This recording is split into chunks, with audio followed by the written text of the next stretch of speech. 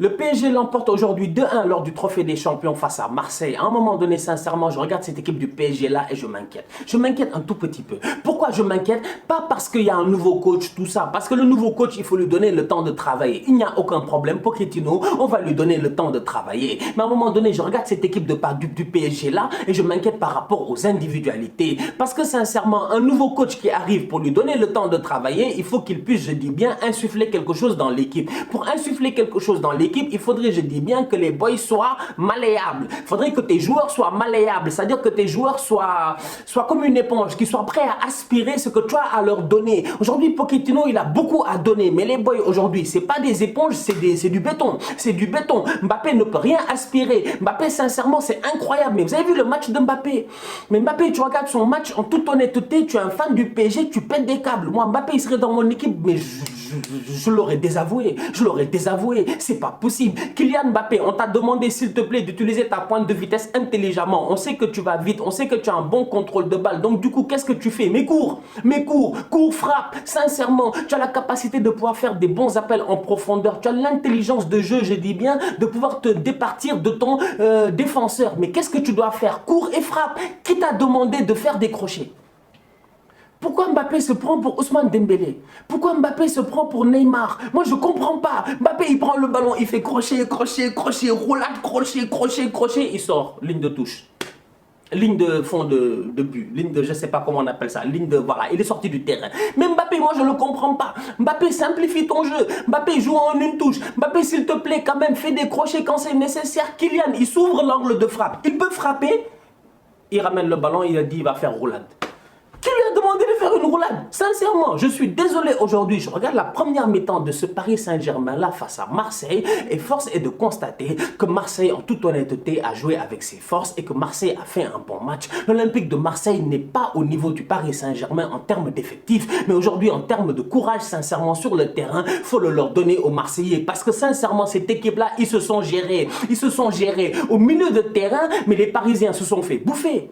Ils se sont fait bouffer, sincèrement. C'est-à-dire que c'est le petit Camara, le petit Gay et le petit Rongier là, c'est ces trois joueurs-là qui ont bouffé vos Marquinhos, vos Verratti, vos Paredes et vos Herrera. Sincèrement, Marco Verratti, on veut le faire jouer aujourd'hui dans une position de numéro 10, donc dans une position de milieu de terrain un peu plus avancée en tout cas. Mais Verratti aujourd'hui, il a été invisible. C'était Casper. En tout cas, moi je ne l'ai pas vu. Sincèrement, Herrera et puis Paredes, ils ont passé leur temps à reculer en toute honnêteté. Donc du coup, les milieux de Marseille, ils étaient posés.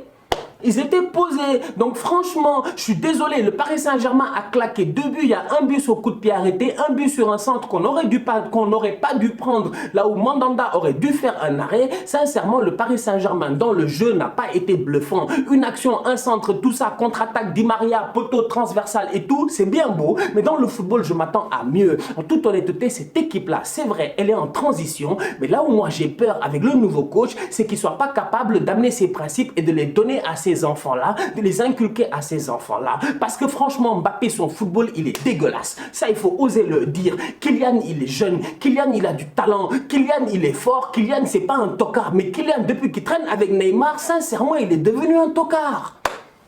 Franchement, mais franchement, ok, le match prochain, il va mettre un triplé, on va me dire, ouais, Stan, tais-toi, ferme ta bouche et tout ça, mais ça change quoi? Ça change quoi? Nous, on le voit jouer Mbappé quand même, on s'attend à des performances qui soient beaucoup plus cohérentes, on s'attend à un Mbappé quand même qui simplifie son jeu, mec, le boy, à chaque fois qu'il peut frapper, il fait crochet. Et à chaque fois, il rate le crochet. À chaque fois, il rate le crochet. Mbappé, dès qu'il se met en mode dribble, il rentre en mode Ousmane Dembélé. Quand Ousmane Dembélé pousse trop loin le ballon et qu'il force à essayer de le rattraper. Ses jambes ne sont pas synchronisées. La jambe droite et la jambe gauche ne s'entendent pas. Kylian, s'il te plaît, utilise un pied, frappe le ballon et sois beaucoup plus un finisseur, je dis bien, qu'un créateur ou quoi que ce soit. On n'a pas besoin d'un Mbappé qui soit là à faire le gars à Copacabana, mec, soulever le ballon, faire les tours. Tout ça, ça ne nous intéresse pas. Franchement, on n'est pas à FIFA Street là. On est dans le vrai football. Et dans le vrai football en tant que tel, aujourd'hui, le Paris Saint-Germain a besoin d'un Mbappé qui soit beaucoup plus finisseur, je dis bien, que créateur. Angel Di Maria est déjà sur le terrain pour ça. Angel Di Maria est là pour les passes décisives. Angel Di Maria est là pour faire les centres, rentrer, faire les ballons à l'intérieur. Tout ça, c'est Angel Di Maria. C'est lui le créateur de cette équipe-là. Je m'attends à ce que Mbappé il prenne la profondeur, qu'il me frappe des ballons. Franchement, je suis désolé. Je regarde la première mi-temps aujourd'hui. Je regarde même tout le match de Kylian Mbappé. Je suis désolé de dire que c'est un match qui est décevant encore une fois. Parce que les Marseillais en tant que tels, ils ont joué avec leur force. Et bizarrement, Paris n'a pas été impressionnant. Je dis Paris n'a pas été impressionnant, cependant s'il y en a un qui a été impressionnant, c'est qui? C'est bien Marquinhos. Parce qu'à un moment donné, sincèrement, Marquinhos aujourd'hui, il a été sensationnel. Mais Marquinhos quand même, c'est vrai que Marquinhos, son problème, c'est qu'il joue face à des faux types.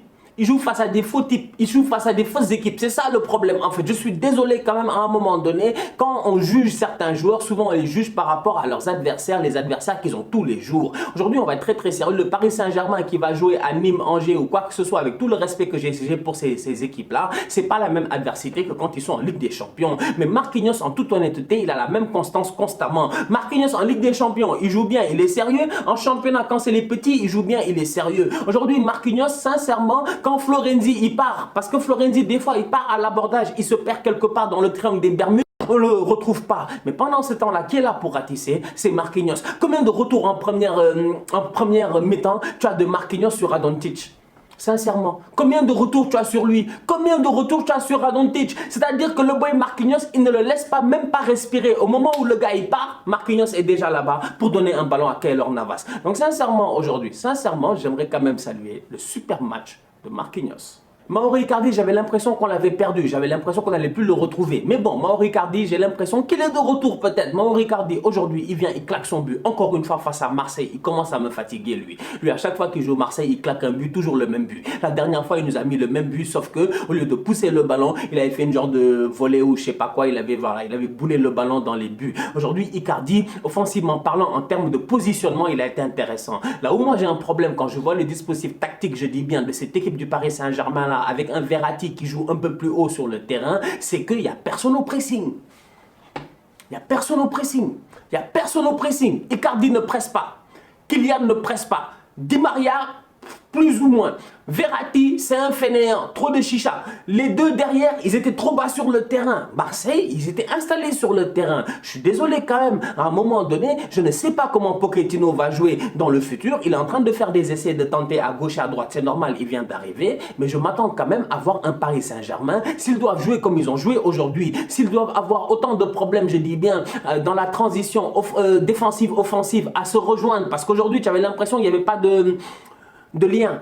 Le seul lien qu'il y a, c'est Di Maria. Il n'y a que Di Maria en fait. C'est lui le lien, c'est lui le numéro 10. Mais tu lui demandes aussi de jouer en position d'ailier. Mais quand il rentre dans l'axe, il trouve Verratti. Ça ne fonctionne pas. Il va falloir que Pochettino trouve une solution. Et il va falloir aussi que Pochettino dise à Icardi d'arrêter de faire le fainéant. C'est bien de marquer, il n'y a aucun problème. Mais Icardi,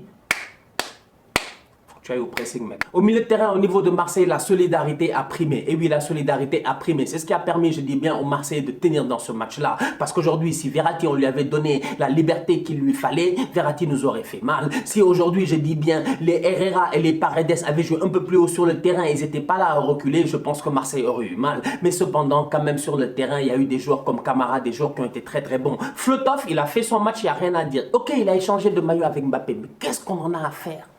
I don't care. C'est pas mon problème. Franchement, il peut changer de maillot avec qui il veut. Avant le match, après le match, tout ça là, c'est pas mon problème. Mon problème, c'est que Flotov, dès qu'il rentre sur le terrain et que l'arbitre siffle et qu'il met le maillot de Marseille, qu'il donne tout ce qu'il a donné. Mais ça, il l'a fait. Donc les polémiques là que vous voulez créer en France, en disant que Florian Thauvin et Mbappé ont échangé de maillot à la mi-temps et que voilà, c'est des choses qu'il faut pas faire parce que c'est des adversaires. Je dis quand même, à un moment donné, il faut vous gérer, franchement. Si vous, dans le temps de vos grands-parents là, franchement, dans le temps de vos grands-parents, des Georges Weah et des Eric Dimeco, si dans ce temps-là, les gars étaient là à se tacler, se détester et tout, c'est votre problème. Nous, sincèrement, on est une génération peace and love. On n'a pas de problème. Mbappé et Flotov, qui sont des poteaux, ça ne me dérange absolument pas. Mon problème, il est simple, c'est que comme j'ai eu à dire, quand Thauvin rentre sur le terrain, il n'a qu'à défendre son équipe. Quand Mbappé rentre sur le terrain, il n'a qu'à défendre son équipe. Les gars n'ont qu'à nous donner un spectacle. Aujourd'hui, sur le terrain, ils nous ont donné un spectacle. Flotov, il a fait son match. Payet, il a marqué. Maintenant, Payet. Voilà un grand gars qui m'énerve. Parce que moi, Payet, franchement, je ne peux pas comprendre que tu sois le mec. Tu as un salaire comme tu as. Tu es censé être Dimitri Payet, comme tu es censé porter mon équipe offensivement, tu es censé être le leader d'attaque de mon équipe aujourd'hui offensivement, mais tu ne l'es pas. Franchement, tu ne l'es pas. Et Payet aujourd'hui quand même, oui, il a claqué son but, mais à un moment donné, je suis d'accord que Villas-Boas a voulu mettre le même 11 de départ, la même tactique plus ou moins que celle qu'il a mis la dernière fois quand on a gagné au Parc, c'est-à-dire qu'on n'avait pas d'attaquant, il n'y a aucun problème, mais sincèrement, je me pose des questions à savoir, de la même manière que je me pose la question à savoir, à quoi sert Pjanic au Barça, vu qu'il ne joue même pas les matchs de Supercoupe, mais à quoi sert Valère Germain? À quoi servent les autres? Franchement, à quoi servent les autres? Sincèrement, à un moment donné, j'ai besoin d'un attaquant, d'un numéro 9, tente quelque chose, c'est pas grave. Parce que Dimitri Payet, il fait 90 minutes sur le terrain, il fout rien. On va être sérieux, il fout rien.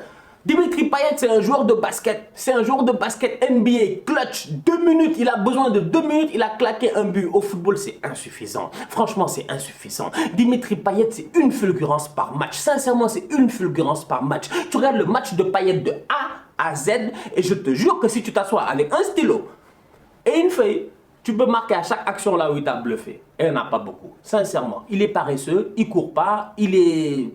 Tu sens qu'il est en bon point, quoi, quand même, Payet. C'est compliqué. Franchement, c'est compliqué. Quand je vois Marseille jouer aujourd'hui, je me dis, Marseille aurait pu tenter quelque chose. Quand tu vois la fin de match, mais Marseille doit faire 2-2.